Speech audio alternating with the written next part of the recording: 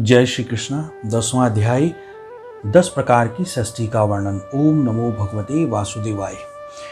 विदुर जी ने कहा, मुनिवर, भगवान नारायण के अंतर्ध्यान हो जाने पर संपूर्ण लोकों के पितामह ब्रह्मा जी ने अपने देह और मन से कितनी प्रकार की षष्ठी उत्पन्न की।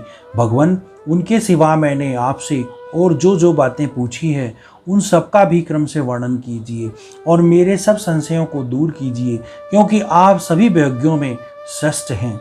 सूत जी कहते हैं, सौनक जी, विदुर जी के इस प्रकार पूछने पर मुनिवर मैत्रेय जी बड़े प्रसन्न हुए और अपने हृदय में स्थित उन सब प्रश्नों का इस प्रकार उत्तर देने लगे। श्री मैत्रेय जी ने कहा, अजन्मा भगवान श्री हरि ने जैसा कहा था, ब्रह्मा जी ने भी उसी प्रकार चित्त को अपने आत्मा श्री नारायण में लगाकर 100 दिव्य वर्षों तक तप किया। ब्रह्मा जी ने देखा कि प्रलयकालीन प्रबल वायु के झकोरों से जिससे वे उत्पन्न हुए हैं तथा जिस पर वे बैठे हुए हैं वह कमल तथा जल कांप रहे हैं। प्रबल तपस्या और हृदय में स्थित आत्मज्ञान के उनका विज्ञान बल बढ़ गया था और उन्होंने जल के साथ वायु को भी पी लिया। फिर जिस पर वह स्वयं बैठे हुए थे उस आकाशव्यापी कमल को देखकर उन्होंने विचार किया कि पूर्व कल्प में लीन हुए लोकों को मैं इसी से रचूंगा। तब भगवान के द्वारा षष्ठी कार्य में नियुक्त ब्रह्मा जी ने उस कमल कोश में प्रवेश किया और उसके एक के ही भू भुय स्वय 3 भाग कर दिए। यद्यपि वह कमल इतना बड़ा था कि उसके 14 भुवन या इससे भी अधिक लोकों के रूप में विभाग किया जा सकता था। जीवों की भोग स्थान के रूप में इन्हीं 3 लोकों का शास्त्रों में वर्णन हुआ है। जो निष्काम कर्म करने वाले हैं उन्हें मह, तप, जन और सत्य लोक रूप ब्रह्मलोक की प्राप्ति होती है। विदुर जी ने कहा, ब्राह्मण, आपने अद्युत कर्मा विश्वरूप श्री हरि की जिस काल नामक शक्ति की बात कही थी, प्रभु उसका कृपा पूर्वक विस्तार पूर्वक वर्णन कीजिए। श्री मैत्रेय जी ने कहा, विषयों का रूपांतर बदलना ही काल का अवतार है। स्वयं तो वह निर्विशेष अनादि और अनंत है। उसी को निमित्त बनाकर भगवान खेल खेल में अपने आप को ही षष्ठी के रूप में प्रकट करते हैं। पहले वह सारा विश्व भगवान की माया से लीन होकर ब्रह्मरूप में स्थित था। उसी को अव्यक्त मूर्ति काल के द्वारा भगवान ने पुनः पृथक रूप से प्रकट किया है। यह जगत जैसा अब है वैसा ही पहले था और भविष्य में भी वैसा ही रहेगा। उनकी षष्ठी 9 प्रकार की होती है तथा प्राकृत व्यकृत भेद से वह 10वीं षष्ठी और भी है और उसका प्रलय काल, द्रव्य और गुणों के द्वारा 3 प्रकार से होता है। पहली षष्ठी महतत्व की है। भगवान की प्रेरणा से सत्वादी गुणों में विषमता होना ही इसका स्वरूप है। दूसरी षष्ठी अहंकार की है, जिससे पृथ्वी आदि पंचभूत तथा ज्ञानेंद्रियां आदि कर्मेंद्रियों की उत्पत्ति होती है। तीसरी षष्ठी भूत सर्ग है, जिसमें पंचभूतों को उत्पन्न करने वाला तन्मात्र वर्ग रहता है। चौथी षष्ठी इंद्रियों की है, ये ज्ञान और क्रिया शक्ति से संपन्न होती है। 5वीं षष्ठी सात्विक और अहंकार से उत्पन्न हुई इंद्रियाधिष्ठान देवताओं की है।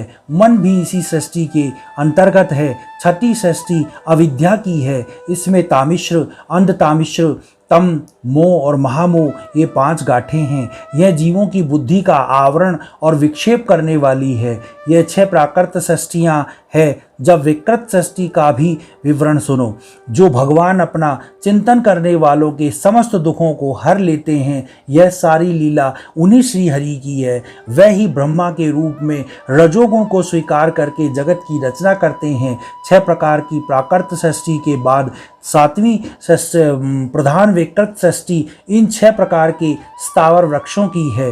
वनस्पति, औषधि, लता, ताकर, विरुद्ध और द्रुमद सब इनका संचार नीचे जड़ से ऊपर की ओर होता है। इसमें प्राय ज्ञान शक्ति प्रकट नहीं रहती। ये भीतर ही भीतर केवल स्पर्श का अनुभव करते हैं तथा इसमें भी प्रत्येक में कोई विशेष गुण रहता है। 8वीं षष्ठी त्रियग योगिनी यानी पशु पक्षियों की है। यह 28 प्रकार की मानी गई है। इन्हें काल का ज्ञान नहीं होता। तमोगुण की अधिकता के कारण यह केवल खाना पीना, मैथुन करना, सोना आदि ही जानते हैं। इन्हें सूंघने मात्र से वस्तु का ज्ञान हो जाता है। इनके हृदय में विचार शक्ति या दूरदर्शिता नहीं होती। साधु श्रेष्ठ, यह त्रियकों के में गो, बकरा, भैंसा, कृष्णमृग, सुअर, नीलगाय, रुरु नाम के मृग, भेड़, ऊंट ये द्विशफ पशु कहलाते हैं। गधा, घोड़ा, खच्चर, गोरमर्ग, मृग, सरब, चमरी ये एक सफ हैं। अब 5 नख वाले पशु पक्षियों के नाम सुनो। कुत्ता, गीदड़, भेड़िया, बाज, बिवाल, खरगोश, शाही, सिंह, बंदर, हाथी, कछुआ, गो और मगर आदि हैं।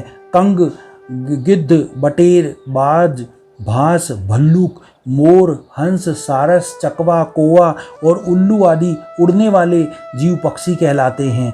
विदुर जी, नवी सृष्टि मनुष्यों की है। यह एक ही प्रकार की है। इसके आहार का प्रभाव ऊपर यानी मुंह से नीचे की ओर होता है। मनुष्य रजोगुण प्रधान, कर्म परायण और दुख स्वरूप विषयों के में ही सुख मानने वाला होता है। स्थावर, पशु, पक्षी और मनुष्य ये तीनों प्रकार की सृष्टियाँ तथा आगे कहे जाने वाला देवसर्ग विकृत सृष्टि है तथा जो महत्वादी रूप विकारिक देवसर्ग है उसकी गणना पहले प्राकृत सृष्टि में की जा चुकी है। इनके अतिरिक्त सनत कुमार आदि ऋषियों का जो कौमार सर्ग है वह प्राकृत विकृत दोनों प्रकार का है। देवता, पितर, असुर, गंधर्व, अप्सरा, यक्ष, राक्षस, सिद्ध, चारण, विद्याधर, भूत, प्रेत, पिशाच और किन्नर, किमपुरुष, अश्वमुख आदि भेद से देव सृष्टि 8 प्रकार की है। विदुर जी, इस प्रकार जगतकर्ता ब्रह्मा जी की रची हुई यह 10 प्रकार की सृष्टि मैंने तुमसे कही। अब आगे मैं वंश और मनवंतरादि का वर्णन करूंगा। इस प्रकार सृष्टि करने वाले सत्य संकल्प भगवान श्री हरि ही ब्रह्मा के रूप में प्रत्येक कल्प के आदि में रजोगुण से व्याप्त होकर स्वयं ही जगत के रूप में अपनी ही रचना करते हैं। बोलो भगवान श्री कृष्ण की जय। 10वां अध्याय समाप्त।